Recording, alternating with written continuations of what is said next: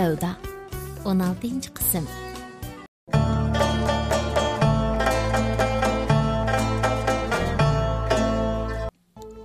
Kunlar o'tayvermoqda. Men xuddi bir qaboatlik tush ko'rayotgandek azobli turmush kechirmoqdaman. E'tiborim yo'q, qadrim texi yo'q, na qimmatim, na kerikim yo'q.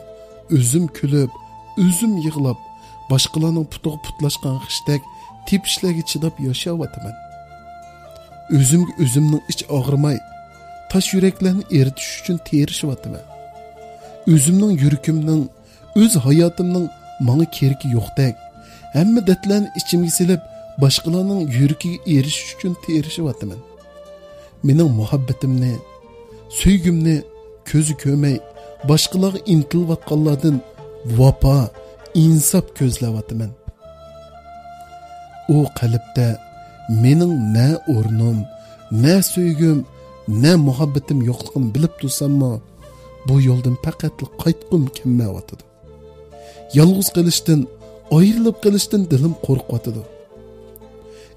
Egam, mening yuragimga solgan bu o'tlarni yoki shu bandangning dilg'imi solg'in, yoki meni bu azoblardan xalos qilgin. Bir bandangni aziz, bir bandangni xor qilmag'in. Duolarim yaratquchining qabulligiga erishalmagandek, Oliyaning yuragi bog'lansir qetib ketyapti. Mening hayot mamotim, qayg'u shodliqim, his tuyg'ularim uning uchun hech nimaga arzimaydi. Odamni qor bassa, ajoyib bosadi ekan. G'aflatning qayoqdan kelib, seni qandoq uxultib, ro'yingni qandoq o'g'irlab ketganini, jismingga qandoq qo'rqinish solganini bilmay turibla barliqingdan ayrilib qoldi ekansan. Ashunda qayg'u azob ichida 2 oydek vaqtni o'tkazgandan keyin Oliyaning mang bo'lgan muomalasi tuyuqsiz o'zgarib, do'konga qaytib kelgisi borligini, men bilan burunqidek yaqin o'tkisi borligini aytib, yenimga qaytib keldi. Men uning bu qaroridan to'liq shodlandim. O'zimning mehr muhabbatimning uni ta'sirlantirganligidan hayajonlandim. Oliya menga yana burunqidekli yaqinlik muomala qildigan bo'ldi. Men qaytadan baxtimni tepib, Ra'noyimning yenimga qaytganligidan shodlanib, uningga burunqidan yaxshi muomala qildim. O chaqlarda o'zimning nima bo'lganligini o'zim bilmabdiman. Odam degan aqli yo'q keladi ekan. Sizning Akram to'g'riliq so'ragan savolingizdan sizni menga ishonmagandek, xo'rlangandek, meni past ko'rgandek tuyg'uga kelib shunday qilgan edin. Keyin amini tushandim. Sizning meni haqiqiy yaxshi ko'rdiganligingizni bildim. Shunga yeningizga qaytib keldim. Oliya men burun qilgan so'g'uq muomalalarining sababini shundoq deb tushundirdi. Men uning burun men qilganlarini butunlay yodimdan chiqarib etib, qaytadan baxt qo'yniga cho'mishga boshladim. Yetimning og'zi oshqa tegsa, burni qanapti degandek, lekin bu baxt xo'shallik men uzunroq nasib bo'lmadi. Oliya yenimga qaytib kelgandan keyin men uning burunqidan bakrak ishinib, uning do'konning moliya karti qatorliqlarning hammani ishini topshirdim. U ishlarni men kutgandek yaxshi bir taraf qildi. Tijoratimizmi xilli yurishib ketdi. Ota-onammi Oliyadan mamnun bo'lib, uni yoqtirib qilishga boshladi. Ular Oliyaning burun ishlaridan bexabar edi. Men faqat uning bir yetim qiz ekanligini, ham o'gay onasining uni xorlaydiganligini aytib, boshqa ishlarni demagan edim. Shunglashqimi, onam ancha-muncha do'konga kelib qolsa, Oliyaga shunchalik omroqlik kelib ketadi. Uning loyiqi bor yo'qligini so'rab, men qarab ko'z qisib qo'yatdi. Oliyami onamga bak yiqimliq muomala qiladi. Ba'zida uning bu holatiga qarab, burunqi Oliya bilan hozirgi Oliya ikkisining bir odamligidan gumon qilib solatdim. Men shundoq shirin xayollar bilan o'zimni aldab yurgan kunlarning birida Oliya tuyuqsiz g'oyib bo'ldi. Do'kondagi kartlar quruq, pul pechaklarmi uning bilan qo'shilib yo'qolgan edi. Oliyaning yo'qab ketishi, uning bilan boshda tunishgan chog'dagi ishlarni esimga selib ko'nglimga bir andish tushdi. Lekin uning bunda qildiganligiga faqat ishongim kelmaydi. Chunki cho'qim qaytib keldi deb o'ylab taqazzarlik bilan kutatdim. Shuning uchun uning qilgan ishlarini hech kimga, hatto uydagilarga aytmay, o'zim yolg'iz Oliyani izlab bir oyga yaqin vaqtni o'tkazdim. Kunlarim g'am bilan vahim ichida o'tdi. Lekin Oliyadan yanala hech qanday xabar bo'lmadi. Uning ustiga Akrammi uning bilan tangli yo'qolg'achqa, ham Oliyaning do'stlaridan Akram bilan Oliya birga ishkirga qechib ketibdi degan gaplarni anglag'achqa, Oliyaning kim mening yanimga qaytib kelishidagi maqsadini tushungandek bo'ldim. Oradan bir oydak vaqt o'tgandan keyin mol egalari pul suylashga boshladi. Ularga selib berishga tayyorlangan pullar Oliya bilan tang yo'qolg'achqa, damalliq ularga beradigan pul topolmadim. Shuning bilan bu ishlardan uydagilar xabardor bo'ldi. Lekin men Oliyaning ishini uydagilarga demadim. Chunki men uydagilarni yan besaramjon qilishning, o'zimning qilgan ahmoqonligidan xabardor bo'lishini, Oliyagim ovorchilik deb berishni faqatli xohlamaydim. Chunki mening nazarimda aralashgan vaqtimiz mayli qanchalik qisqa bo'lsin, menga mayli qanchalik askilik qilsin, u mening so'ygunim. Yaxshi ko'rgan odamim edi. Yaxshi ko'rgan odamning askiligini, yaxshiligini, ig'irnimi, yenikini ko'tirishim kerak deb o'ylaydim. Bu xuddi Oliyaning Akram uchun qilgandekli bir ish edi. Oliya bir yetim qiz turib, Akramdek bir noahli uchun shunchalik qilolg'ayada, men uning uchun bunchalik mol dunyodan voz kechsam nima bo'pti degan savol mening yuragimdagi o'chmanlik o'tini o'chirib turadi. Shu ishdan keyin men bir mazgilgacha o'zimni o'ngshayolmadim. O'zimni Oliyani bunchalik yaxshi ko'rman deb o'ylab boqmabdi ekanman. Balkim men uni yaxshi ko'rdigandim. Balkim uning Ra'noga o'xshash siyoqidan o'zimga tasalli topgandim. Lekin men Oliyaga ko'nib qolgan ekanman. Kichik chog'larimda ko'ygan yamonmi, ko'nganmi degan savolga ba'zilar ko'ygan deb javob bersalar, ba'zilar ko'ngan deb javob bersa, hayronlikda zodi qaysi yomondu deb o'ylab qolatdim. Lekin bugun o'z beshimga kelganda bu savolning haqiqiy to'g'ri javobini topgandek bo'ldim. Eng yomon bo'g'ini ko'nib qilishgan. Ko'nib qolganni unutmoq to'limi qiyin bo'ldi ekan. Oliyaning men qilib bergan asligidek go'zal aslimilar bak oz bo'lsa-mu, yana uni unutmayapmadim. Balkim bu uning menga solgan azoblarining bakchiq bo'lganligidan sababidandir. Va yoki uningga ko'nib qolganligimning sababidandir. Oliya men qanchalik askilik qilsin, men yana uningga baxt tildim. Chunki men eg'ir kelgan yo'qotgan pul mol emas, balki tashlangan muhabbatim ham qadrsiz so'ygim bo'lgan edi. Kunlarning birida Oliyaning mening qilganlarimni tushunib yetib, qadrimni his qilishni to'lim orzu qilardim.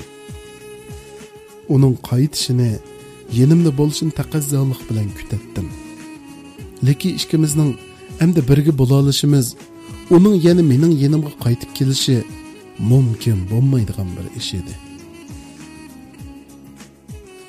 Bir mazgillik egiz past tragediyalardan keyin men yana yegona qildim.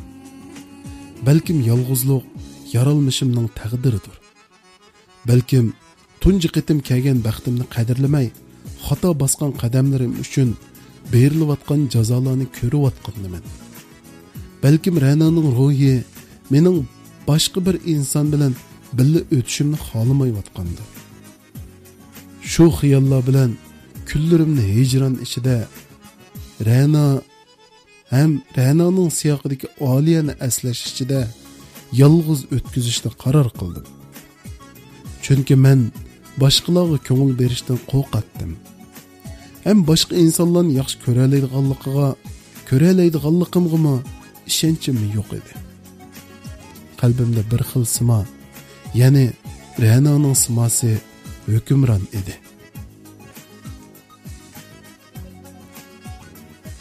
Ajab qiziq. Bugun o'tib ketsa qaytib kelmaydi.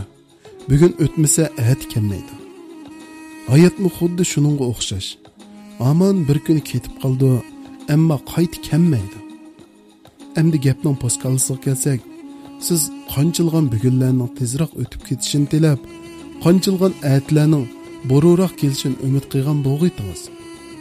Lekin siz ash chog'da o'zingiz kutgan ash atlarningmi kelib siz zerikkan bugunga aylanib, yana mangu kelmasga ketadiganligini, sizning umr daftaringizdan yana bir varaqning yirtilib tashlanganligini xiyolingizga keltirmagan bo'g'idingiz. Balkim siz hayotning ma'lum sinoqlariga bardoshlik berolmay, yashashdan zerikib, voysab, balduroq o'lib ketishni tilagan ham umid qilgan bo'g'idingiz. Lekin siz shu chog'da o'zingiz zerikkan, shu hayot shunchalar ko'p odamning intizor bo'layotganligini, shu umrga to'ymay ham qiymay bu dunyo bilan xo'shlashayotganligini, siz zerikkan hayotlikning sizga faqat birli qitim mansub bo'lganligini, qaytib ketsa yana kelmaydiganligini o'ylabmi boqmagan bo'g'idingiz. Sizni bugundan bezor qilgan zerikish tugaydi. Lekin bugun ketsa qaytib kelmaydi. Sizni hayotdan bezor qilgan azob, qayg'ular o'tib ketadi. Lekin umr ketsa qaytib kelmaydi. Shuning uchun siz kutib olgan har bir kunni qadrlashni biling, ham uning o'tib ketishiga ko'zingiz qiymig'idek, mangu unutilmag'idek ma'nilik o'tkazing. Mayli siz 100 yil yoki 1 yil yashang, hayotingizning har bir kunni g'animat biling. G'am qayg'ular sizda emas, siz g'am qayg'ularni tugitib yashang. Esingizda bo'lsinki, umr uzun qisqaligi bilan emas, balki baxt sezim bilan o'lchindir.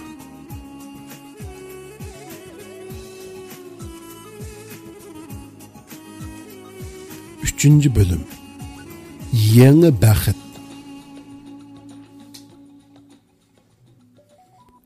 Aliya meni tashlab ketib, bir necha kundan keyin men bir tush ko'rdim. Tushimda sujuda kavob satdim. Shundoq ko'p savdo qildim. Kechda uyga qaytib kelgan chig'imda Ra'no ishkini taqilib meni kirgizmadi. Ra'no, bugun men bak ko'p savdo qildim. O'tinay meni kirgizvatgin deb har qancha yolvorsammi, u kirgizmadi. Nemishqa meni kirgizmaysa jinim deb so'rsam, u sen mendan boshqa qizga qarading. Uni yaxshi ko'rding. Sen balam ishkimizni unutib, barliq ko'nglingni osh qizga berding. Endi seni ko'rak ko'zim yo'q. Ketgin, dedi. Darhol Aliyani esimga oldim. Ham Ra'no, u qiz sangbek o'xshaydi ekan. Men uni sen o'xshaydi deb qopdimi? Menga bundoq qilmagan. Men seni yaxshi ko'rma. Bilamsa jinim, u qiz menga bakchiq askilik qildi. Men seni bakli seg'indim. Meni kechirgin. Men buningdan keyin sendan boshqa qizga qaramaslikka va'da beray. Eshikni ochqin. Seni bir ko'ruvlay bo'lamdi, dedim. Ra'no eshikni ochdi. Uyning ichi qop-qorong'u edi. Ra'no burun yoqtirib kiydigan ko'ynikining orqa tarafi bilan mo'rsini yepib turgan chachlarini olib ola ko'gandek bo'ldim. Ham uni o'zimga qartish uchun qo'limni uzatdim. Dal shu damda tushim buzilib uyqudan uyg'ondim. Ra'noning chiroyini ko'rolmaganligimdan afsuslanib, qayg'uga cho'kdim. Boy ko'rgan tushimni esimga elib, endi hech qanday qizga ko'ngil bermay, bir umr Ra'noga sodiq bo'lib yashayman deb o'z-o'zimga qayta va'da berdim. Turmush, hayotlik xuddi do'lqinlab turgan dengizga o'xshaydi ekan. Goh hayotimiz bizni do'lqinlar bilan ko'tarib xatarga ishtirsa, goh bizga bo'ysunib ko'l suyidek jimg'ina bo'lib qoldi ekan. Bizning nurg'un ishlarni qilg'imiz kammisimi, qilishga majbur bo'ldi ekanmiz.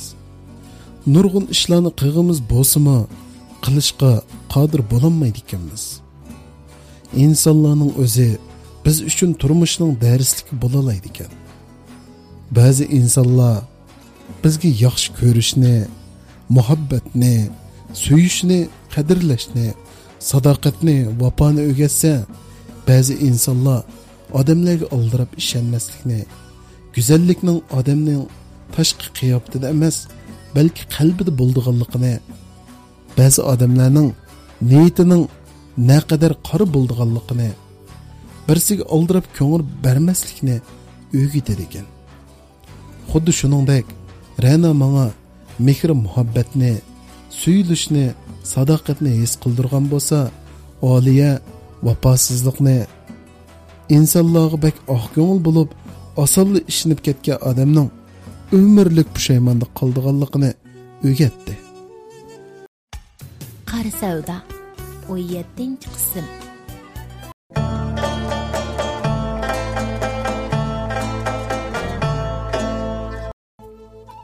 Kunlar bir-birini qo'g'lashib o'tayverdi.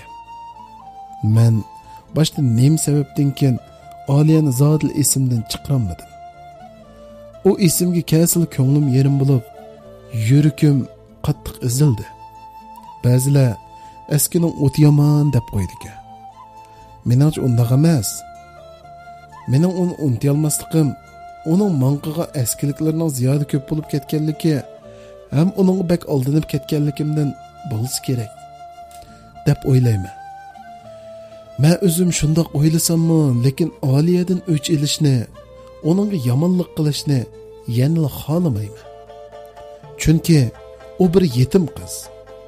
Yetimlik g'ayriblik.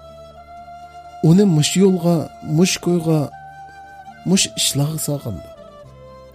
Balkim bir kunlarda u aqlni tepib qolsa, mening ko'nglimni tushunib, qilganlarga pushaymon qilib qolar deb o'ylab qolaman. Vaqt haqiqatan hammani unutildirgan dori ekan. Ba'zilar onda qayg'urdim, manda qayg'urdim, mangu esimdan chiqmaydi deyishib ketadi ekan. Lekin meningcha insonlarning eng unutolmaydigani shirin ham xo'shal o'tkazgan har bir kunlari baxtli tuyg'ular ekan. Oliya men mayli qanchalik eskilik qilsin, vaqtning o'tishiga agishib, uning obrazi qalbimdan bora-bora ko'tarilib, faqat hayotimda Ra'noga o'xshash bir qizni ko'rganligimdan iborat g'uva bir aslim saqlanib qoldi. Lekin Ra'no bilan o'tkazgan shu chaqlar hozirgidek yodimdan chiqmay, Ra'noning muhabbati menga har kun hamroh bo'lib keldi. Men Ra'noni tushimda ko'rgan yiliq kundan keyin hech qanday qizga ko'z qirimni sanmasdan, xiyollarimdagi Ra'no bilan tushlarimda mungdishib, kunlarimni aslimam ichida o'tkazdim. Men mush turmushimdan rozi edim. Har kuni tushimda oshiqimni bir qitim ko'rib olsam, mungdishib olsam, menga faqat shu kifoya edi. Ba'zi kunlarda u tushimga kirmay qolsa, ko'nglim xuddi mashqini ko'ranmagan oshiqdek yerim bo'lib ketadi. U tushimga kirgan kunlarda bo'lsa, shu qadar ruhliq, xo'shal-xuram holda o'rnimdan turatdim. Men hech qanday birining Ra'no ikkimizning oramizga kirib, uni tushlarimdan yo'q qilishiga yo'l qo'ymaydim. Shu sababdan menga qiziqqan qizlarga to'limi so'g'uq muomala qilib, menga ikkinchi qitim nazari tushmas qilib etdim. Shunglashqa do'stlarimmi menga Erpon to'ng deb laqam qo'yilishqa edi. Boshqalarning nima deyishi men uchun baribir edi. Azob, aslash, xiyol bilan yana 5 yilni o'tkazib, 28 yoshga qadam qo'ydim. Yeshimga mos kelmagan holda sochlarim oqirishga boshladi. Odamni yosh emas, g'am qayirtadi ekan. 28 yosh inson yoshligining qirin chog'lari bo'lsa-mu, ro'yimdagi sunuqliq, g'ayribliq, hech kimni xolamaydigan yolg'izlik sababidan men o'zimni xuddi qayri bovaylardek his qildigan bo'lib qoldim. Akam to'y qilib, allaqachon 3 bolaning dadisi bo'lib bo'lgan bo'lsa-mu, men yanil to'y qilishni, oila qurishni xolamay, uydagilar topgan qizlarni rad qilib, yo o'zim birasini topmay, ro'yimdagi Ra'noyim bilan birga yashayverdim. Balam, sen 30 yoshga kiray deb qolding. 28 yoshga kirgankan sen 30 yosh degan ati o'ginning ichidagi gap. Bir insonni 50 yil yashaydi desak, 30 yosh degan umrning tangdan to'lisi degan gap. 60 yil yashaydi desak, u umrning yarmi degan gap. Dadang ishkimizning yeshimi bir yerga berib qoldi. Yani qanchalik yashay olamiz, bu yaratquchining o'ziga ayon. Tokkida ketib qolsak, ko'zimiz orqada ketib qolmasin. Vaqtida to'yingni qilib etayli. Sen bundaq jahillik qilavermagin. Ra'noning ketkinigimi 7 yil bo'lib qoldi. Ko'zim ochiq vaqtida balalaringni ko'ramasam-mu,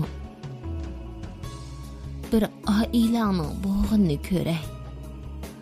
Sana bergan oq sutimning haqqi hurmati uchun bir qitim bo'lsa-mu mening gapimni anglag'in bolam.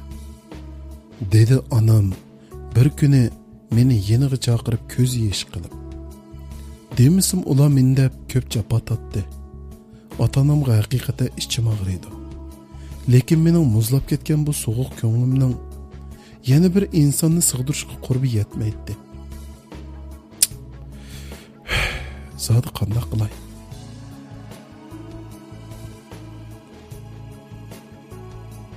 Men hech narsa demay jimg'ina o'ltirib oldim. Anam, balam, bugun javob deb turolmayman. Obdan o'ylashqin. Men sendan o dunyo, bu dunyo rozi bo'lay jinim balam.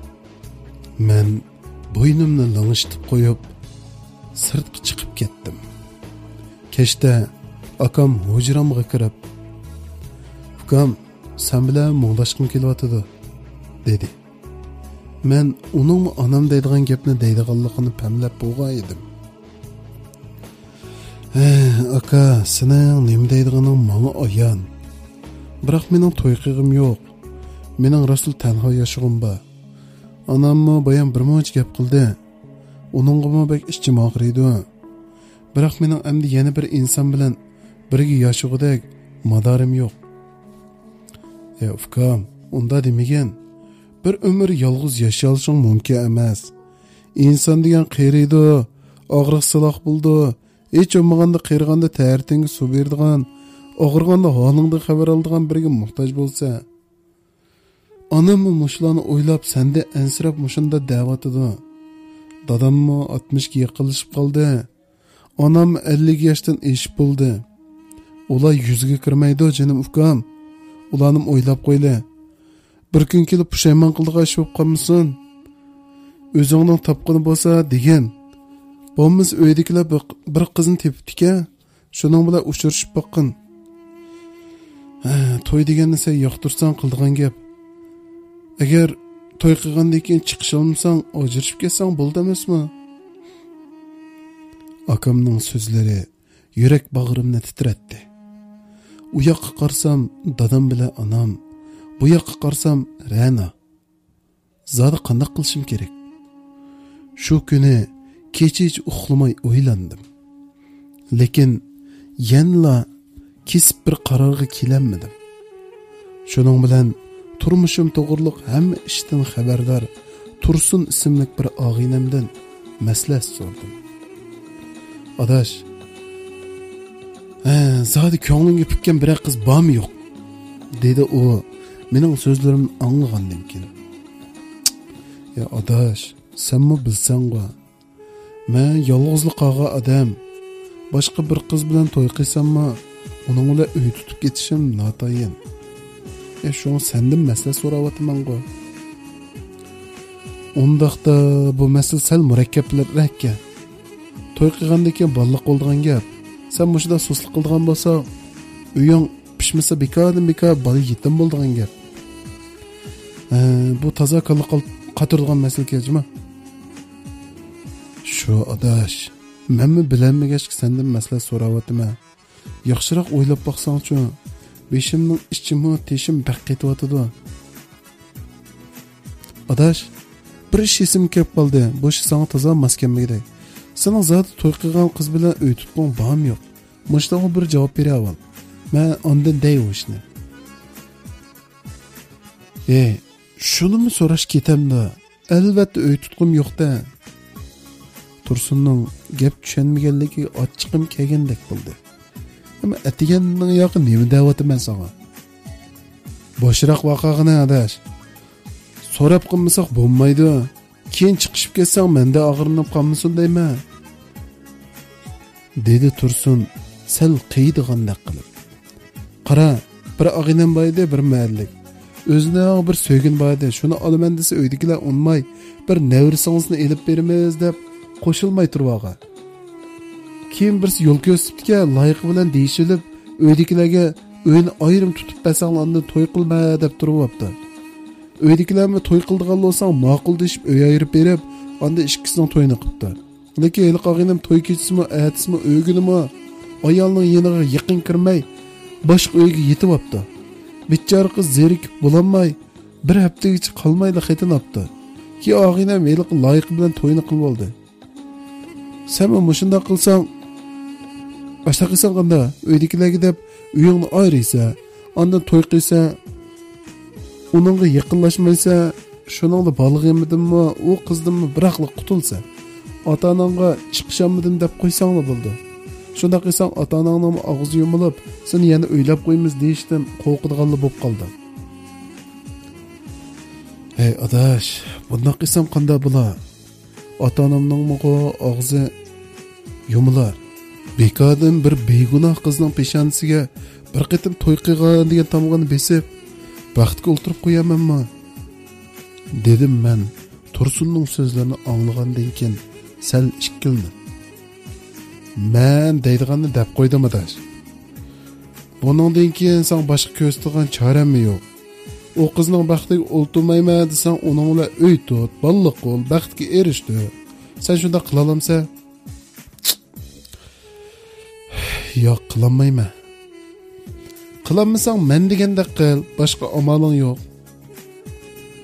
Tursunning yenidan qaytgandan keyin yana bir kechani uyqusiz o'tkazdim. Uning degandek qilay desam, begunoh bir qiz bir yonda. Unda qilmay desam, ota-onam bir yonda. Uy tutib ketay desam, Rananing o'rniga hech kimni dassetkim kelmaydi. Zode qanday qilsam bo'lar? Ras, men yo o qizga chiqilmasam, to'y qildi desa, demamda. O'zimga 100 kelalsammi bo'ldi-ku. Men bir qitim o'zim uchun ish qilib baqay. Shularni o'ylab, Tursunning degandek qilish qaroriga keldim. Atganda akamning yeniga kirdim. Bir qaror keldingmi akam? Dedi akam mening atiganda kirganimdan bir ishni his qilgandek bo'lib. Qanday qilmoqchi bo'lyapsa, chaqaroq degina? Akam javobimni anglashga taqozo bo'lyapti. Men to'y qilishga qo'shildim, biroq bir shartim bor. Oy, qanday sharting? Qanday sharting bo'lsa degina akam? Dedi akam men qarab kulimsirab. Avval menga uy olib bersizlar. To'y qilgandan keyin uningdan keyin shu uyda turamiz. Bo'lmasa to'y qilmayman. Shartim shu. Bu gaplarni da'vatganda yuzlarim o't olganda qizirib ketdi. Akam haqiqatan meni ota-onamning holidan xabar ilishni eg'ir elib mushundoq davatadi deb xato tushunib kelayotgandi. Biroq mendim nima amal bor? Akam nima deb o'ylasa o'ylab tura. Meni keyin tushunib qolsan, dedim ichimda o'zimga bo'shqina. Ha, tushundim. Ayoling bilan cho'nglarning orasida qilishdan beshing qetibdi-da. Xotirjam bo'l, ukam.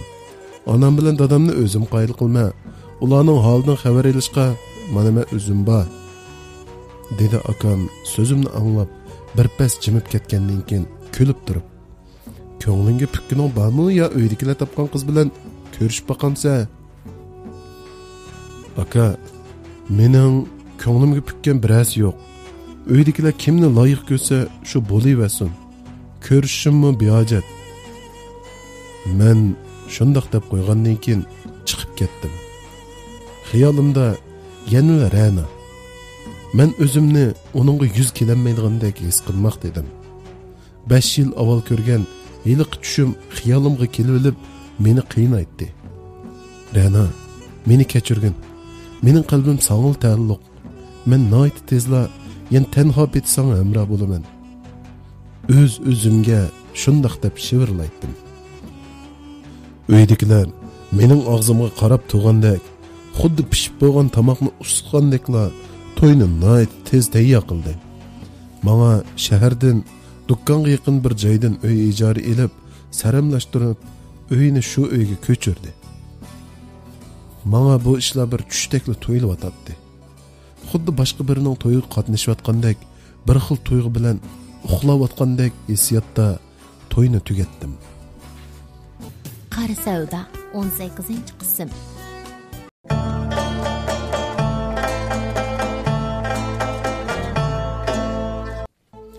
Bizning qoidamiz bo'yicha og'inlarim men o'shkidan oshgan vaqtda uyga akirib qo'ydi.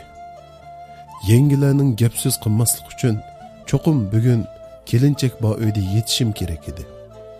Men uyga kirgan chaqda u o'ltiratdi.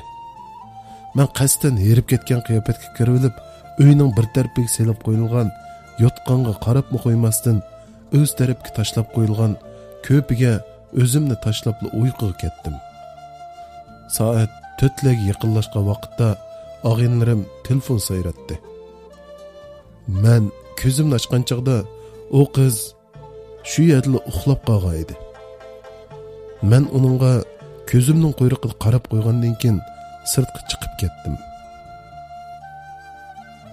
Bu ish bir necha kungacha davomlashdi. Oxiri zerikib yengilarmi ketib qolishdi. Men ozodlikqa chiqqandek u qizning yeniga kirmay ayrim hujraga kirib yotadigan bo'ldim. To'y qilib 5 kungacha u qizga bir eg'izma gap qilib boqmadim. 5-kun atiganda men sirtqa mangay deb mehmonxona uyga chiqishimga qiz Erpan, nashta qilib andinning. Nashtalık tayyorlab qo'ydim, dedi.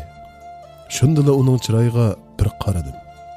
Bug'doy o'ng bek chiroyliq degil bo'lmasimi, chiroylik tabassum bilan boshqacha yiqimliq to'yildigan bu qiz menga qarab kulimsirab turardi. Mehmonxonadagi dasturxonda bir necha tal issiq non bilan bir china atgan choy turardi. Bo'ldi, men sirtga chiqib nashta qilay. Aldirash ishim bor edi.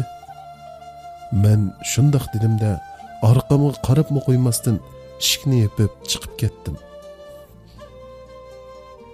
Oradan yana bir necha kun o'tib ketdi. Biroq u qiz hech zerikdigandek qilmaydi. Atigan turib ishlarni qilardi. Kechda kirib yana shu ishlari bilan mashg'ul bo'ladi. Uzundan uzun menga duo qiladi. Uning zodi nima sababdan mendan zerikmaydiganligini faqat tushunmaydim. Oradan bir oy o'tib ketdi. Biroq qiz yana hech nima demadi. Ancha-muncha mendan "Cho'ng uyga berib kelay" deb so'rab, dadam onamlarning yeniga borgandan boshqa sirtlag'im chiqmay uyda o'ltiraverdi. U hech Tursunning degandek qildigandek emas edi. Ba'zida uningga qarab ichim og'rib qoladi. Uning bu uyda hech qanday xushallik yo'q, shu qadar yolg'iz ham yegan edi. men uningga tuzukroq bir ig'izma gap qilolmaydim. Shundoq turuqliq, u yana har kuni menga nashliq tayyorlaydi, kechlik tomoq etadi. Lekin men uning atgan tomoqiga bir qitim ig'iz tegmaydim. Chunki uning burroq mendan zerikib, bu uydan ketishini umid qilatdim. Bir kuni men ishga manganda u har kunlik odati bo'yicha nashta qilib olib men dedi. Men gap so'z qilmasdan sirtqa chiqib ketdim. Sirtqa chiqibla do'konning ochiqchini ilmolmaganligim yodimga kelib, keynim yenib uyga kirdim.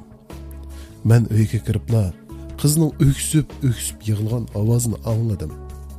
Chandurmasdan ochiqchini ilib, yana sirtqa chiqib ketdim. Shu kuni qo'lim hech qanday ishga bormadi. Bu zodi nima ish? Men zodi nima ishlarni qilib qo'ydim? Mening uningga azor beradigan zodi nima yo'lim bor? U qizning nima gunohi bor? Men o'zimni to'xtamay so'roqlaydim. Kechda uyga kelib, u rastlagan dasturxonga kelib o'ltirdim. U menga qarab, dong etib turib qoldi. Qarab tursiz-ku, tomoqingizni ekanmamsiz? Bugun qo'rsqim bak ichib ketdi. Dedim men uningga chaqchaq aralash. Akilay, hozirla akilaman. Qiz chaqqonlik bilan oshxonaga kirib, bir china polo ilib chiqdi. U mening poloq amroqligimni qandoq bilgandi? Poloni ishtiho bilan yedim. Uning atgan polori xuddi onam atgandekla o'xshagan edi. Rahmat, poloringiz bak o'xshabdi. Siz mening poloq amroqligimni qanday bildingiz? Onam deb bergan. Qizning chiroyiga qizillik yugurdi. Men shu kun kecha o'ylanib chiqib, oxir qizga haqiqiy ahvolni aytib, uning bilan bo'lgan munosabatimni oxirlashtirib, uning burroq baxtini tepishga yordam berish qaroriga keldim. Ham atiyanda qizning tayyorlagan dasturxoniga kelib o'ltirib, uni yenimga chaqirib, hamma ahvolni uningga dedim. Bo'g'a ahvol mushu. Men sizga yuz kelanmayman. Biz bugundan boshlab yoki bugunli berib rasmiyatni bajaratayli. Sizmi oq ko'ngil bir yigit bilan qayta to'y qilib baxtingizni teping. Mendek ro'dipay bo'lib ketgan odamning qo'lidan sizga baxt ato qilish ras hargizli kelmaydi. Men so'zlarimni tugatgandan keyin qizga qarab shundoq dedim. Mayli, burun nima o'ylagan bo'ling, bizning nikoyimiz o'qilgan shu kundan boshlab men o'zimni sizning odamingiz deb o'ylab bo'lgan. Bir haqni to'nigan ayol uchun o'z erining holidan xabar olishdan ortiq sharaf yo'q. Siz meni yo urmadingiz, yo haqorat qilmadingiz. Men tunji kunila o'ychan ko'zlaringizga qarab, sizning menga shunday qilishingizda echinishli bir kechirmish borligini his qilib bo'lgan. Men ketmayman, sizni saqlayman. Siz Ranani unutib ketaligidek bo'g'ichi sizni saqlayman. Agar kunlarning birida siz yana Ranani unutamsangiz, shu chaqda desangiz, men o'zligimdan ketaman. Shu kunigacha men tirishiman. U qizni bunchalik gap qilalaydi deb o'ylab boqmagan ekanman. Uning so'zlari shu qadar o'rinliq, har bir qilgan so'zining cho'nqur vazni bor edi. Gap so'z qilmasdan sirtqa chiqib ketdim. Xiyol, yana xiyol. Xuddi men bir xiyoliy dunyoda yashayotgandek, turmushimda yuz berayotgan har bir reallik meni bir muncha xiyol dunyosiga so'rab kiratdi. Ko'z oldimda shu qadar muloyim, oq ko'ngil, sharmi hayoliq bir qiz, xiyolimda bo'lsa, yana burunqi kunlar, yana Ranaga bo'lgan sig'inish, sadoqat. Ba'zilar bu dunyoda bir-birini haqiqiy yaxshi ko'rgan, bir-biriga sodiq bo'lgan ayollar u dunyoda bir-biri bilan jam bo'la oladi deyishadi ekan. Mening bu dunyoda vaqtsiz ayrilib qolgan Ranayim bilan u dunyoda yana visol topdim ba. Agar bu qizga ko'ngil berib qolsam, uning bilan birga yashasam, Ranadan ayrilib qolishdan qo'rqaman. Men Ranaga uningdan boshqa hech kimga ko'ngil bermaslikka va'da qilgan.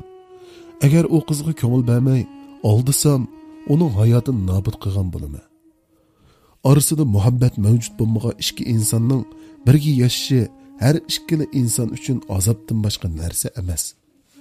Agar tasaddibiy u qizga ko'nglim tushib qolsa, mening sababimdan hayotidan ayrilgan Ra'noga qanday yuz kelalayman? O'zimning xo'shalliqim deb uningga yuz kelanmaygan ishni hargiz qilmayman. Ham tushlarimdagi Ra'nodan ayrilib qilishni hargiz xohlamayman. Bir kun to'xtamay o'ylab, yana u qizga ko'ngil bermay, uni o'zimdan zeriktirish qaroriga keldim. Kechda uyga qaytib kirsam, yana shu dasturxon, yana shu men amroq tomoq menga qarab, mendan nimalardir orzu qilib, kulimsirab qarab turgan ko'zlar. Biroq men uni umidlantirib, o'zimni unimi aldasam bo'lmaydi. Shunga zo'n surmasdan hujramga kirib ketdim. Ko'z oldimda Ra'no bilan u qizning menga qarab talmirgan chiroyi olmishib, nervlarim chinqilib, etilib ketayli deyapti. Azoblanayapsiz. Yana Ra'noni eslab qopsiz-da. Bir odamni yaxshi ko'rish ham intayin baxtlik, ham intayin azobli bir tuyg'u. Ishq ichilib, qizning yengil titirgan ovozda aytgan so'zlaridan keyinla ko'zlarimdan ikki tomchi yosh sirg'ib tushdi. Sizmi birasini yaxshi ko'rib boqqanmi? Burun yaxshi ko'rib boqmagan. Burun faqat egamni yaxshi ko'ratdim. Hozir yaratquchining menga ato qilgan sovg'asini yaxshi ko'raman. U sovg'at zodi nima? U sovg'at siz. Muhabbatning eng chin ham eng haqiqisi yaratquchining o'z bandasiga ham bandalarning yaratquchiga bo'lgan muhabbatidir. Bandalar orasidagi muhabbat o'sha muhabbatga berilgan sovg'adir. Agar siz barligingiz bilan yaratquchini yaxshi ko'rsangiz, dunyodagi barliq azoblardan qutula olasiz. Hamma azoblarni unuta olasiz. Qaytadan hayotlikqa erishib, yangidan baxt topa olasiz. Deganlaringiz rasma? Undaqda men zodi qanday qilsam bo'ldi? Qizning so'zlari mening moyilligimni qo'zg'atyapti. Sahar turing. Ko'nglingiz yerim bo'lgan, azoblangan chaqlarda yaratquchiga duo qiling. Uningdan tilang. Hamma tilagingizni berdiganga ishining. Umidingizni uzmang. Mushunda qilsangiz g'amdan xalos bo'la olasiz. Tiningizni, ruhingizni yengillata olasiz. Duolaringiz ishlaringizga barakat keladi. Siz balkim mening mushu vaqtgacha qanday sabr qilib turganligimga hayron bo'lib atqansiz. Men bir bandiman. Siz yenimga kirmagan chaqlarda yuragim par-par bo'lib azoblangan shu damlarda men yaratquchi bilan sirdish orqali muhabbatimdan umid topaman. Tayyorlagan noshtaligimga qaramay chiqib ketgan chaqlaringizda yuragimdagi eg'ishni yana shu muhabbat orqali to'xtatdim. Umid bilan aytgan tomoqlarini yemay mangan. Shuning bilan birga menga bir eg'iz gapmi qilmasdan kirib ketgan chaqlaringizda qonigan yuragimga duolarim orqali malham chapdim. Men chididim, ham chidayman. Chunki men vazifamni bilaman. Ayol kishining vazifasi erini rozi qilish, eri orqali baxt tepish, ham uningga sadoqat ko'rsatish. Men bir kunlarda erimning muqag'allarimni tushunib yetib, mening oldimdagi burchini ham haqlarning ado qiladiganligiga ishonaman. Nima degan ta'sirli so'zlar bu, ha? Qiz gaplarni tugatib bo'lib, ostog'in eshikni yopib chiqib ketdi. Men yana xiyol dunyosiga g'arq bo'ldim. Atsi atiganda turib, tashlavatganimga uzun bo'lgan shu ishlarimni tamkinlik bilan o'rinladim. Keyin duoga qo'limni ko'tarib, Ra'noga o'zimga atab uzundan uzun duo qildim. Shu ishlarni qilib bo'lgandan keyin o'zimni shunchalik yengillab qolgandek his qildim. Ichimdagi dardlar biroqli sirtqa chiqib ketgandek tuyulyapti. O'zimni bunday yengil his qilmaganimga xeyli uzun kunlar bo'lgan edi. Mehmonxonaga uyga chiqib, qizning tayyorlagan noshtaligini ishtaha bilan yedim. Oysha, men do'konga mangdim. Bu mening uning ismini tunji qitim chaqirishim edi. Mening o'ziga gap qilishimni o'ylab boqmagan qiz oshxon uyda qilayotgan ishini qo'yib eshikning oldiga yugurib chiqdi. Allohga omonat, kechda nima tomoq yediman. Nima etsangiz mayli.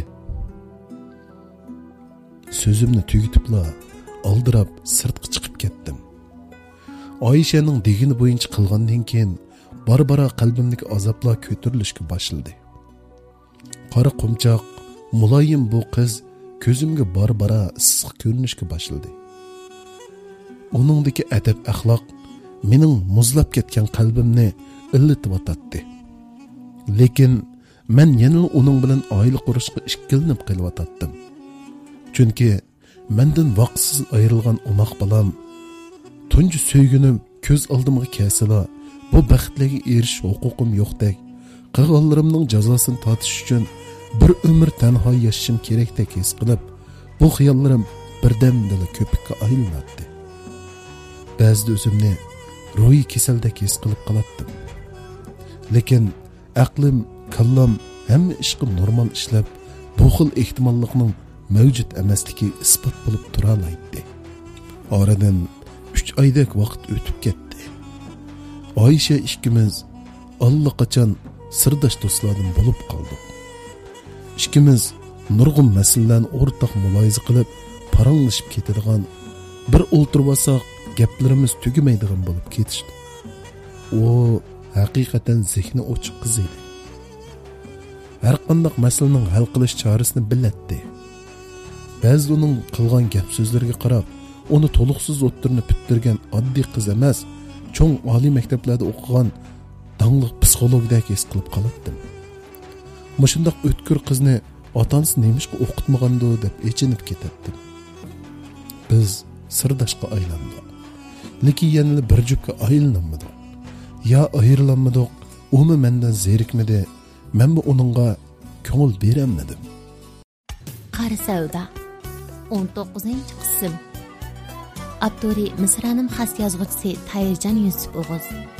Mikrofon oldida Abubakr Muxtar Misranim, Portugal Avut Misrani.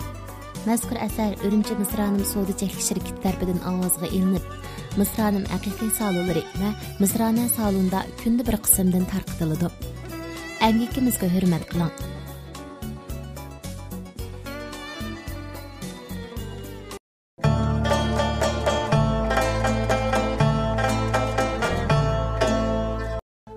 Balam, hiç bir hoş xabar anlamaymiz-g'o. To'y qilg'ilimi xeyli bo'lib qoldi. Dedi bir kuni onamni yo'qlig'il bosam. Onam mening og'zimni ko'chilab, onamning bu so'zni anglab, Oyishaga texmi qoyil bo'ldim. Chunki u haftada bir ikki qatam onamlarning yo'qlig'il kelib tursimi, ikkimizning munosabatini hech kimga demagan edi. Uning o'z ota-onasimi texi necha kun avval bir muncha narsa elib uy yo'qliqqa kelgan edi. Agar bilgan bo'lsa, kelish tugul Oyishani bizning uyda qo'yib qo'yamidi. Zodi qanday qilsam bo'lar? Mushundaq yaxshi bir qiz mening qo'limda xazon bo'lib ketami? Ya, bunday qilsa bo'lmaydi. Bu ishlarning oxirini chiqirdigan vaqt keldi. Shularni o'ylab, Oyishadan ayrilishni qaror qildim. Lekin ayrilish degan bu so'z kallamga kelgan hamon yuragim jig'ig'ida qilib qoldi. Avval uning kulimsirgan chiroyi, ondan nashtiliqlari, muloyim gap so'zlar ko'z oldimga kelib olib, qalbimda bir xil qiyonmaslik tug'ilib, xuddi uni birsi hozirli yenimda elib ketadigandak bir tuyg'u yuragimni siqishga boshladi. Tova, men uni yaxshi ko'rib qolgan o'xshamamda ben. Ya, bundoq bo'lmaslik kerakdi. Uyga qaytib kelib, kiyimlarimga dazman silayotgan Oyishaga qarab, ishikka yo'langanimcha turib qoldim.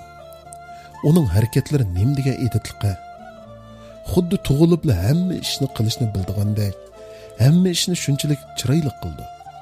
Odamning ko'nglini tushunishlaricha o'tadi. Keldingizmi? Nimandaq men qarab tursiz? Biror ish bo'lmagandu sizga? Oyishaning gaplari xayolimni bilibdi. Ya hech nima, hech bo'lmadi. O'zimcha qarab qo'ydim shu. Dedim, o'diqib, o'zimni bilinmagan holda onun yeniga berib astag'ini qo'lini tutdim.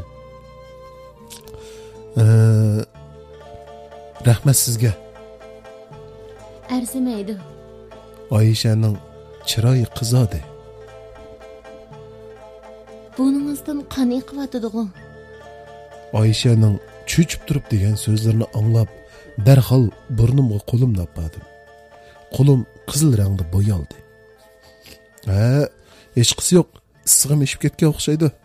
Shu pulun bak ko'paysiz emasmi? Shundaqdimi doktorxonaga berib tekshirtib beqing. Biror masala chiqib qolmasin. Men sizga shogirch qaytib beray. Oyishaning bu so'zi yaqindan buyon beshim qaydigan bo'lib qolganimni esimga soldi. Uning ustiga bu burnimning tunji qitim qonishi emas edi. Yaqindan buyon burnim to'liq qonaydigan bo'lib qolgan edi. Shulan o'ylagandan keyin ichimga bir andish tushilib, ati doktorxonaga berib tekshirtib o'tib, ko'rib beqish qaroriga keldim. Ash pishdi. Oyisha birdamdil qora o'rik, chamg'ur silib qaynatgan, intayin o'xshagan bir china shogirishni usib kirdi. Qo'lingizga datbamsin? Tomoqingiz bek o'xshaydi ekan-jimi sizning?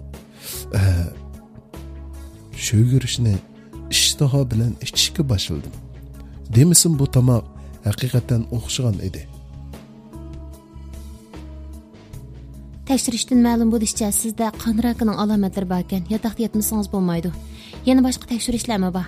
Yilik elib tekshirgandan keyin ondan kasalingizga aniq diagnoz qo'yiladi. Bir kun avara bo'lib tekshirtgandan keyin diagnozni anglab, butun badanim lassida bo'shib, beshim piqrashga boshladi. Ro'yi chiqib ketgan odamdek doktorga hech nim demasdan chiqib ketdim. Nega ketayotganimni, qayerda mengayotganligimni bilmayman. Beshim qaygan, putim talg'ay yerga qarab mangmoqdiman. Ko'z oldimda men burun cho'ng bo'lgan uy turibdi. Qandoq kelib qolganim ozroqmi yodimda yo'q. O'yilda hammani ko'tarishlik onam chiroyimga qarab donq etib turib qopdi. Ona, oralla shu gapni deyaldimda, onamning quchog'iga yiqildim. O'shimga kelganda doktorxonada yetibdiman. Atrofimda dadam, onam, qarindoshlarim, yana Oyisha. Men ularning hech qaysisi qarashga jur'at qilolmadim. Chunki mening ularga solgan jafolarim oz emasdi. Bularning hammasi men yuz kelolmaydigan odamlar. Bir kun kechgacha hech kimga gap qilmay xiyol surib yotdim. Yashaymanmi, o'lamanmi? Bunisi noma'lum. Oqqan kesil bo'lib saqayganlar yo'q deyarlik. Mush kesal bilan vayron bo'lgan oilalar nurg'un. Men endi ularga ig'rimni solsam bo'lmaydi. Boldiroq ketib Ra'noga hamroh bo'lay. Oyishami o'z baxtini topsin. Bir kun xiyol surib shu qarorga keldim. Hem qararimni dadamga aytdim. Balam, sen texi yosh, jon bo'lsa jahon, osh bo'lsa qozon. Pulga jonni tegishkil bo'lamdi. Ochang biz ba, akang ba, qarindoshlaring, urug' tuqqanlaring ba. Bundoq umidingni uzib etmagin. Onangga qarab boqqin. Oningga ishing og'irsin. Sen chidigan bilan biz chidamaymiz. Endi bundoq gap bilan ikkinchi og'zingga og'uch bo'lma. Dadamning so'zlaridan ta'sirlanib, ko'zlarimga yosh keldi. Shu gap bilan ularning jafo tortayotganligini bilsammi, hech narsa demadim. Bir necha kundan keyin meni uydagilar Urumchidagi bir doktorxonaga yo'tkamoqchi bo'lib, tayyorlik tushdi. Oyishami men bilan birga Urumchiga bormoqchi bo'layotdi. Biroq men uning berishiga qo'shilmadim. Xohlamayman emas, xohlayman. Lekin elimi begunoh turib men uchun bir muncha qurbonlik bergan bu qizning yana jafo tortishi qarab tursam bo'lmaydi. Agar yaxshi kunning yomoni kelib ketib qolsam, uning tul qog'ilgan degan yomon atoq qilishini hargiz xohlamaydim. Shunglashqa men uning bilan vaqtida ajrashib, uni bu jafolardan balduroq ozod qilishni qaror qilgan edim. Bu gapni uning o'ziga hargizmi deyolmaydim. Shuning uchun yana onamga dedim. Meni xotirjam davolansin desanglar, avval Oysha ikkimizni ajrashtirtinglar. Bo'lmasa Urumchiga chiqmayman. Ko'zimni yumib turibla aytqim yo'q gaplarni aytayverdim. Balam, bu zoti nima gap? U seni qandoq qildi? Uning nerdan rozi bo'lmading? Uningdek muloyim, oq ko'ngil qizni nerdanmi topsan? U sana nima yomonlik qildi? Oyshadan boshqa qiz bo'lgan bo'lsa, seni allaqachon tashlab ketgan bo'ladi. Nemishqa uning qadriga yetmaysan? Anam shu so'zni qilib menga qaydi. Anamning so'zini anglabla ko'nglim bir xil bo'lib qoldi. Şoğlaşqa onu jafo tatmasın, azatlık çıqırday dedi deymangu. Sözümni tügütüpla ko'zimni yumib aldım. Şu tapda taza yig'lig'im kelyapti. Biroq bola da'dida yuragi puchilinayotgan onamning yuragini yana zardab qilishni xohlamaydim. Shunga ko'zlarimdan etilib chiqay deyotgan yoshlarimni zo'rg'a to'sib oldim. Kim sizga jafo tatdim dedi, kim azodlikqa chiqaman dedi. Siz nemishqa mening ko'nglimni tushunmaydigansiz. Men bir haqni to'nigan ayol, yana bir inson. Siz mushundaq yasagan sizning mushu talpingizga qo'shilsam, meni yana odam degili bo'lamdi. Bundaq degicha meni berib o'lib ol desangizlar bo'lmadimi? Oysha ishki yinida turib, hamma gaplarni anglab turgan edi. Bir ayol uchun o'z eri bilan jafodimi, alovatimi bilib bo'lishdan ortiq sharaf yo'q. Aramızda şundaq ayollar bor. Özünü musulmon deydigan, lekin erining beshiga azroq kunchusini tashlab ketadigan. Ular Uyg'ur lekin musulmon emas. Haqiqiy musulmon ayol erining ustidagi haqlarni ado qilishi, uning jafosiga alovatiga sherik bo'lish kerak. To'g'ri, ayollar barobar. Lekin bundaq deganlik ayollarni eri nima qilsa shuni qilish kerak deganlik emas. Kishi erning majburiyatini, ayol kishi ayolning majburiyatini ado qilish kerak. Sizga qarash, holingizdan xabar elish mening majburiyatim. Meni bu majburiyatimni ado qilg'ili qo'ying. Siz mening dayus xotun bo'lishimni xohlasangiz, deganingizdek qiling. Oyshaning so'zlarini anglab, ko'zlarimga yosh keldi. Uni tarbiyalagan ota-onasiga g'oyibona tashakkur etdim. Shuning bilan bu so'zlarni ikkinchi og'zimga olmadim. Bir necha kundan keyin onam bilan men aeroplan bilan, qolganlar poyez bilan Urumchiga qarab yo'lga chiqdim. Bu onamningmi, meningmi tunji qitim aeroplanga o'ltirishimiz edi. İnsanning hayoti shu qadar tinch tuyulsa-mu, yanla ko'rish ichida o'tadi ekan. Yashash uchun reallik bilan kurash qildi ekanmiz. Jon beqish uchun kurash qildi ekanmiz. Kelgusimizga to'saliq bo'lganlar bilan kurash qildi ekanmiz. Dilimizdagi g'oyi armonlar uchun kurash qildi ekanmiz. Mush kurashlarning ichida eng tasbog'ini yanil kasallik bilan kurash qilish ekan. Gerçi kislim texi dastlabki bosqich bo'lsa-mu, badanimda boshqa benormal og'riqlar ko'rilmagan bo'lsa-mu, bu kasallik mendagi umid, ishonchlarni barbara yo'q qilishga boshladi. Men azoblaydigani, eng qiynaydigani mendagi kasallik emas, balki atrofimdagi meni deb jafo mushaqqat tortayotganlar bo'ldi. Garchi ular menga qilchilik chandurmaslikqa terishayotgan bo'lsa-mu, men ularning g'amgin ko'zlaridan hammani his qila olaman. Qorong'u taqdirimni, umidsiz kelgusimni, ularning qanchalik qiynalayotganligimni his qila olaman. Tun yerimlarda uyg'onib, onamning unsiz yosh to'kayotganligini, dadamning derazadan pastga qarab g'amga cho'kkanligini, Oyshaning menga qarab nimalardir xiyol qilayotganligini ko'rib qolsam-mu, ularning ko'nglining yerim qilmaslik uchun hamma ishni ko'rmagan, sezmagan bo'lib ko'zlarimni chin yumib olaman. Doktorlarning har qatim yenimga kirganda yaxshilanish ko'p desimi, chiqib ketadigan vaqtda uydagilarga qarab bosh chayqashlardan kesilimning ig'irlashayotganligini sezalayman. Kunda necha qatim pul topshiritinglar deb kirgan sestralardan menga qanchalik iqtisodning isrof bo'layotganligini bilalayman. Ba'zida Allohdan tilab qolaman. Balduroq jinimni og'in deb.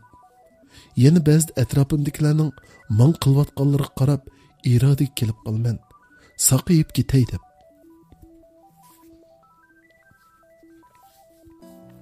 Men Urumchidagi bir cho'ng doktorxonada bir oyga yaqin davolangandan keyin uydagilar meni doktorlarning maslahati bo'yicha Beijingdagi bir cho'ng doktorxonga yo'tkamoqchi bo'lishdi. Tun yerim. Men xiyolga cho'kkanimcha ko'zlarimni yumib yetyapman. Onasi, bu yoqqa chiqinglar. Dadamning karbitimning yinda beshini qo'yib uxlab qolgan onamga qarab boshqini chaqagan ovozni angladim.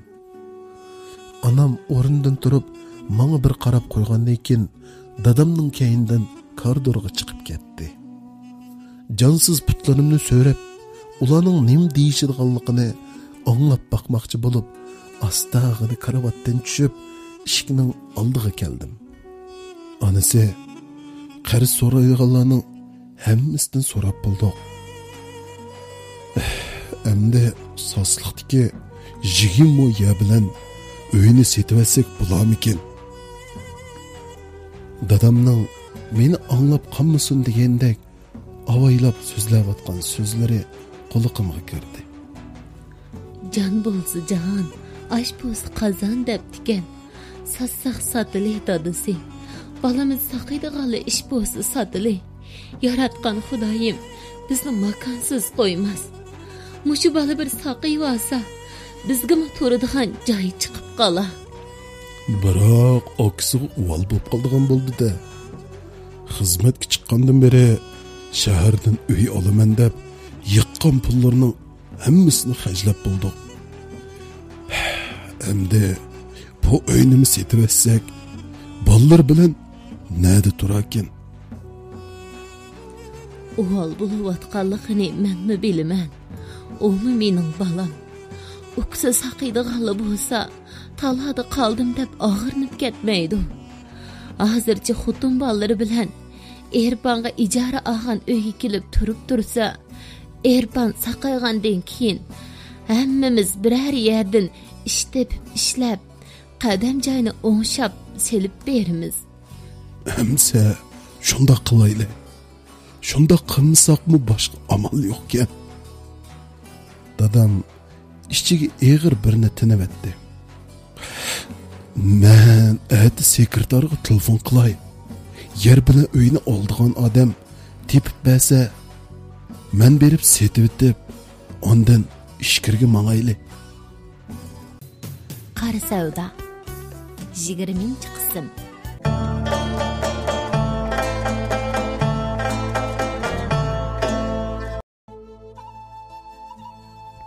Yürükim izilmekte. Ularning nemi gunoyi bor?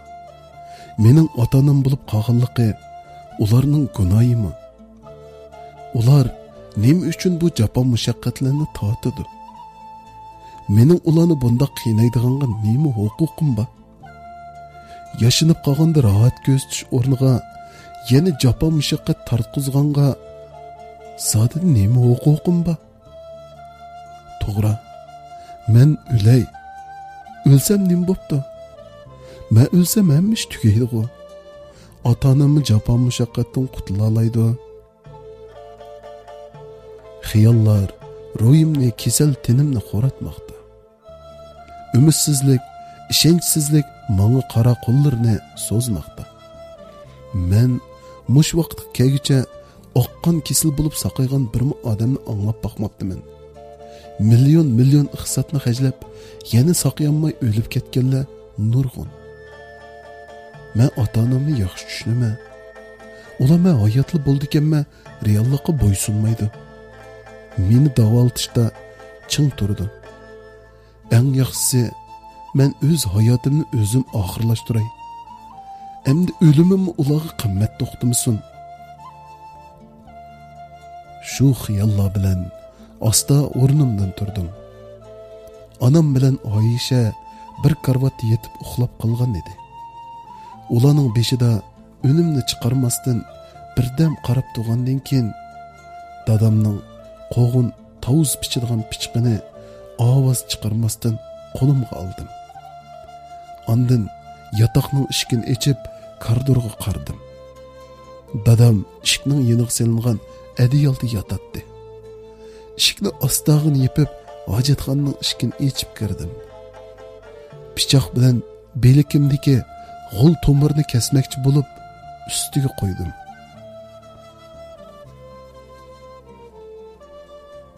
Nima ish qilyapsiz? Tuyuqsiz chiqqan ovozdan cho'chib, pichoq qo'limdan tushib ketdi. Oyisha boshqalarni anglab qolmasin degandek eshik tubida birdi menga, birdi yotoqning ichiga qarab turardi. Yuring. U bo'sh ovozda pichirlab meni palampay tarafga boshlab kirdi. Nima ish qilayotganligingizni bilamsiz? Yaratquchi bergan jonni sizning oldig'anga nima huquqingiz bor? Bunda qilsangiz bu dunyodami, o dunyodami jazosini tatib olmaysiz. Bilamsiz? Oyisha avval kuchli so'zlab, barbara ovozini to'vallatdi. Sizni tushunaman. Ruhiy holatingiz turaqsiz. Lekin chidishingiz, irodalik bo'lishingiz kerak. Sababi olam bu. Yaratquchi shifoliq berib qolsa, saqaymayman desangizmi saqayib ketasiz. Anangiz bilan dadangizga bir qarab beqing. Ular qayri jinda balam qanday qilsa saqayakin deb atrofingizda paypetek bo'lib ketib olsa, mushunday qilib ularning umidlarini yerga urmoqchimisiz? Men dal shular qarab chidiyolmag'ishqa mushunday qilay deyapman Oyisha. Meni qiynayotgan kasalning og'riqi yoki azob emas. Ota-onamning meni deb tortayotgan jafolari. Bilamsiz, ular meni deb hatto yurtdagi o'zimin besotlarini sotmoqchi bo'layotdi. Ularni mushkoyga silib, saqaymasammi ularning yuziga, saqayib qolsammi ularning yuziga qanday qarab yashayman? Meni o'lgil qo'ying. Men o'lsam ham ish tugaydi. Aqlingizni ishlatsangiz-chu. Ota-onangiz dal mushundaq jafo tortayotganlik uchun tezroq saqayib, ularning jafolariga javob qaytarishingiz kerak. Siz o'lsangiz, hamma ishlar mushundaqli tugamdi. Ota-onangizni umrlik dog'da qo'yib ketasiz, bilamsiz shuni. Sizga o'lib qutulasiz. Biroq ular qanday qiladi? Siz bala ota-onangizga chidaysiz. Biroq ular sizga chidamaydi. Siz ketsangiz ular qanday yashaydi? O'lsamlar hammadan qutulaman deb qolmang. O'lgandan keyin sizga buningdan necha ming hassa eg'ir savol so'raqpa. Sizni kutib turadigan ra'no emas, balki nurg'ulg'an dahshatli ishlar. Sizdan o'tinay, ota-onangizni deb bo'lsa-mi yaxshi yashang. Agar ularni xushal bo'lsin desangiz, irodalik bo'lib, boldirroq kasallik ustidan g'olib keling. Oyishaning so'zlariga nim deyishimni bilamadim. Ün-tünsiz holda uningga agishib, yotoqqa kirib yetib oldim. Uning gaplari haqiqatan to'g'ri edi. U mushuning bilan mening hayotimni yana bir qitim ozg'unlikdan qutuldirib oldi. To'g'ri, men yashashim kerak. Ota-onam uchun yashashim, kasallik bilan kurash qilishim, balduroq saqayib, ularning ajr mehnatiga javob qaytarishim kerak. Shu kundan keyin qayta ikkinchi bu xiyollarni o'ylamadim. O'zimni xush tutib, balduroq saqib ketadiganligimga ishinib, iroda bilan kasallik ustidan g'olib kelish uchun kurashga otlandim. Bir necha kundan keyin men Beyjingdagi bir doktorxonaga yo'tkaldim. Doktorning aytishicha, yillik almashtirish operatsiyasi qildirsam, keslimning saqayish ehtimolligi nihoyat zo'r bo'ldi. Ta'limimizga akamning yiliki menga mos kelganligi aniqlandi.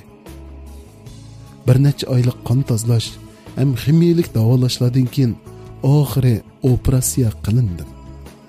Akamdan haqiqatan minnatdor edim.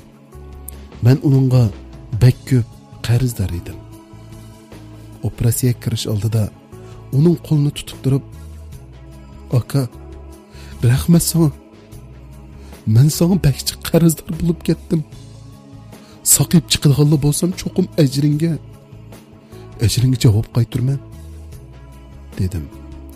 Akam, mushumi gapmi ukam? Biz degan qarindosh degan nima bilamsan? Qarindosh degan taqdirdosh, tang yashash degan gap. Mening yurkim sening yurkingda. Sen yaşamasang men qandoq yashay olayman? Mening o'rnimda sen bo'lsangmi, cho'qim shunday qilatding, dedi. Akamning so'zlaridan qarindoshlikning naqadar ulug'ligini his qilgandek bo'lib, yana zo'r umidga to'ldim. Jon Allohning bandalarga bergan omonatidir. Vaqting to'shmasa har qancha og'ir kasallarga mubtalo bo'lsangmi, xatar yeningda peyqirab yursinmi, ajal yeningdan o'tib ketadi.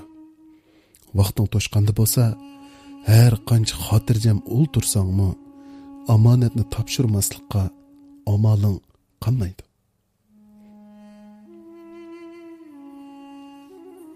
Ta'limimizga operatsiya bakli o'ngishli bo'ldi. Akamdimmi, mendimmi yaklash alomatlar ko'rilmadi. Doktorning aytishicha, bundoq ahvollar nihoyat oz ko'rildi ekan. Yilik almashtirib o'ngishli saqlayolganlar nihoyat oz uchraydi ekan. Men shu oz qism ta'limli kishilarning biri ekanman. Bir necha oylik qo'shimcha davolanishlardan keyin men saqayib doktorxonadan chiqib yurtga qaytib keldim. 1 yildan ortiq davolanibdim. Mushu jarayonda Oyisha terikmay olimdan yaxshi xabar ilib, izilgan yurkimni qaytadan joyiga keldi. Uningga bo'lgan hurmatim, muhabbatga o'zgarib, bara uni yaxshi ko'rib qilishga boshladim. Men saqib chiqdim. Lekin zimmamdagi yuk burunqidimmi eg'ir. Endi mening hayotim o'zimga taalluq emas. Men uchun kuygan shu yuraklarga tavba bo'lish kerak. Ota-onamning, mehribon akamning, qadrdon ayolimning menga qilgan ajrga javob qaytarish uchun yashashim kerak. Shuning uchun endi Ranani unutishim, uning bilan o'tkazgan barliq xotirlarimni yo'qotishim kerak. Meni kechirgin Rana. Men amalsizman. Qalbimga qaytadan eqib kirgan bu muhabbat iqinni qadrlamaslik amalim yo'q. Endi uni sening o'rningga dastishim kerak. Shuning uchun seni unutishga majburman. Sening men uchun qilganlaringga ko'p tashakkur. Bu dunyoda sana javob qaytarolmadim. Shuning uchun javob qaytara oladiganlar uchun javob qaytarishim kerak. Yotgan yering jannat bo'lg'ay. Elvida. Xiyollarim orqali Rana bilan xo'shlashgandan keyin uning tava barliq aslimlarni ko'ydirib o'tib, uni asiltadigan bir tal narsani yenimda qoldirmadim. Qilganlarimning to'g'ri yoki xatoligini bilmadim. Lekin men Ranani unutmay turib, Oyishani yaxshi ko'ra olishim mumkin emas. Shunglashqa shunday qilishga majburman. Rana mening tunji so'ygunim.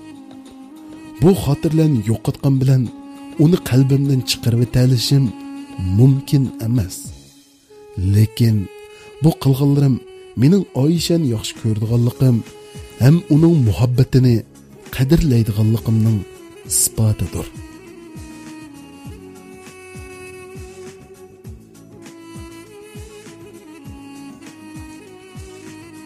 Xotima.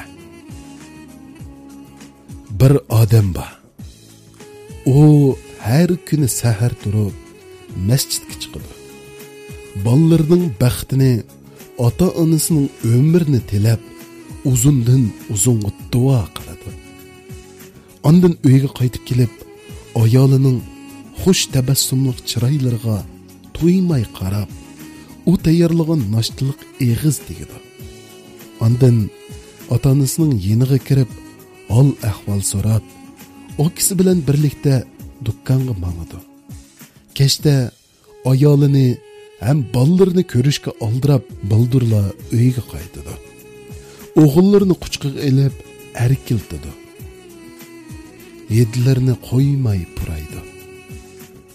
Qo'sh kezaklarning dada deb yengili chiqqan ochiq chuchuk tillaridan shotlanib kuladi.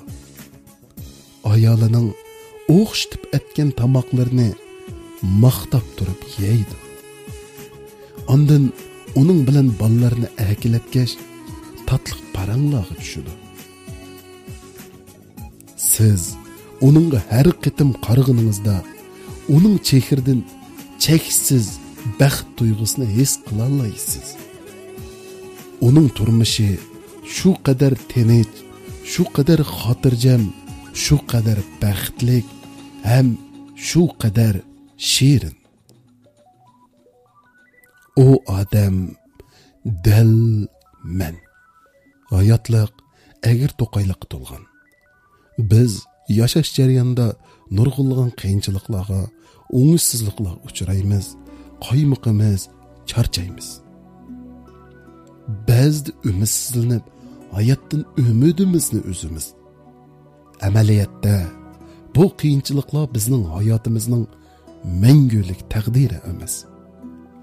Biz qancha bosh ekkan sari texmi ko'p qiyinchiliklar, umidsizliklar ruhimizni chirmab oldi. Shuni unutmangki, bo'ron chopqunning keldig'ini suzuk osmon, sap havodir. Shuning uchun beshingizga kelgan kulfatlarga bosh egmay, umid bilan yashang. Chunki sizning hozir tortayotganingiz dard alam bo'lsa, sizni kutayotgani parlaq kelgusi ham mangulik baxt bo'lishi mumkin. Hech qanday bo'ron chopqun mangulik emas. Bo'ron chopqunga qarshilik ko'rsatib, mazmut tura olgan to'g'raqlar 1000 yil yashirib tura oladi. Aksicha bergidan ajrab ketgan mamkaplar shunchalik shamollag'imi o'yinchoq bo'lib uchib yuradi. Atrofingizga qarang. Siz tortayotgandan ortiq kulfatlar ichida qaynab erimasdan mazmut turganlar bor. Kichikkina azobga chidamay o'zim daryoga tashlaganlar bor. G'alba hamon irodliklarga mansubdir. Oxirda sizga deydiganim qaysar yashang, irodlik bo'ling. Baxtingiz, xo'shalligingiz sizni kutib turmoqda. Tashlab ketganlar uchun qayg'urmang. Oldingizga qarab dal qadam tashlang. Mangulik baxtingiz sizning tepilishingizni kutib turmoqda.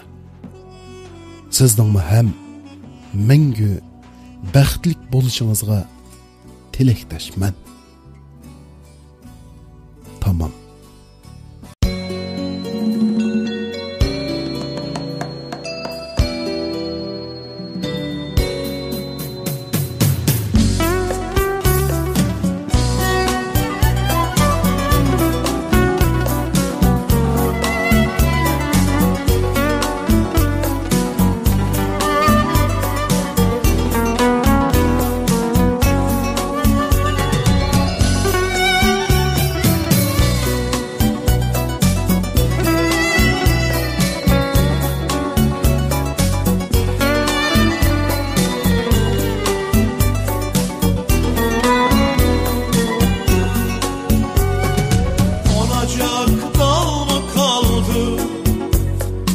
Akacak yaş mı kaldı?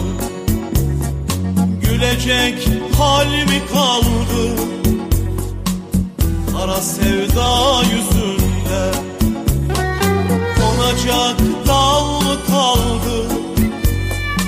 Akacak yaş mı kaldı? Gülecek hal mi kaldı? Kara sevda yüzünde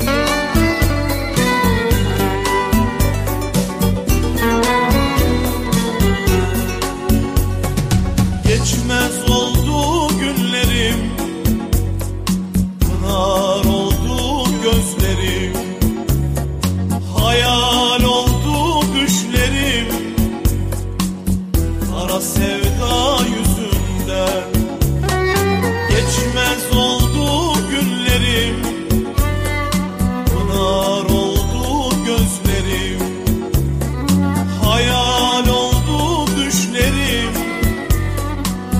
kara sevda yüzünden.